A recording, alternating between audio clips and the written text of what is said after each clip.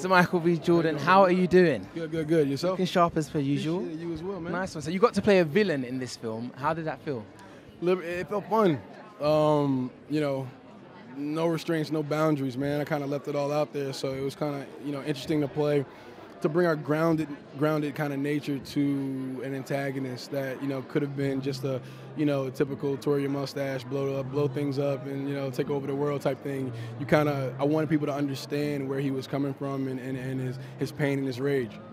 And the figures from this film just show how massive it is. At what point did you know that this is going to be a really influential piece of film? I mean, I think going into it, you know, with the script and, you know, the cast and Ryan Coogler as a director, like, we hoped that we would be able to do something special. The response and what we've had thus far, I don't think anybody could have anticipated. So we're just, you know, we're along for the ride just like everybody else, and it's been mind blowing. And what is your favorite song at the moment? At the moment, I'm not anything Travis Scott right now. At what point of this film, from the call up to filming, did you know how important and how big it was going to be? I think when I was on set, I don't think that way. I just do, I go, that makes sense, I feel it. And when I was on set, I was like, everyone had a different haircut. It's like little things like that, you kind of go, wow, this is gonna, I've never seen anything like this before. And I think there's a coronation scene when Chadwick comes out at the Warrior Falls. I was like, I have never seen anything like this. So I thought, oh, this is gonna be way bigger. If a little kid sees this, they're gonna be like, what is this? So that's at that moment on set. And what did you learn about yourself through playing this role? What about, like, I mean, it's interesting stuff about my relationship with Africa, you know, like, because my family's from Uganda, so just the kind of like the themes of Eric Killmonger within this film and how it spoke to me. It's kind of like, oh wow, like I do feel kind of like, just because you're born in England, you kind of feel you're from there, and everyone looks like you, but you're not from there, and that kind of being at sea and coming to terms with that really, those themes really spoke to me in this. And for young actors on the rise, young actors, how do you feel them seeing this would impact them going forward with their career and their life choices? Hopefully impact me the way Ashley Walters impacted me. Do you know what I'm saying? And be like, oh, we can do this. Oh, this is possible. Let's keep going. If I've got a dream, then that's a ray of hope, you know? And what is your favorite song at the moment? Octavian Party Here. Is it Party Here? Yeah, that's hard. Talk to me about your role, because your character was really, really interesting in this whole film. Oh, thank you.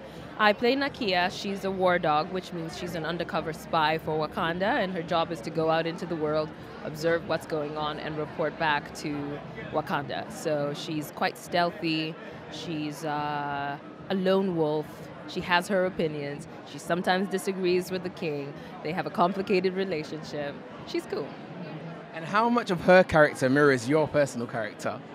Well, I feel like Nakia and I are similar in the sense that we feel a sense of duty to our people and, you know, very loyal. I also think we're independent in similar ways, you know?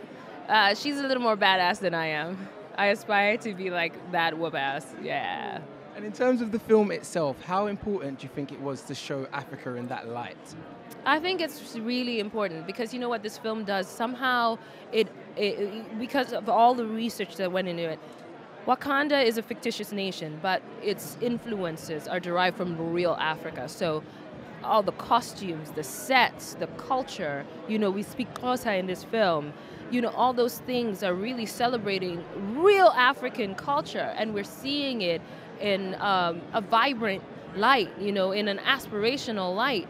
Something that, you know, those of us from the continent, we are aware of those things, but all too often they fall behind and they're not appreciated. And so hopefully this is like recognizing for all those of us there and for those of us outside, you know, Africa is a wealthy nation. And this is just paying the respects it deserves, you know, and that is very exciting.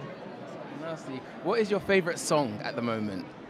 Oh, my favorite song in all the world? I mean, it has to be All the Stars. That and Run the Jewels. I'm really feeling like, you know, I'm on my Black Panther kick at the moment.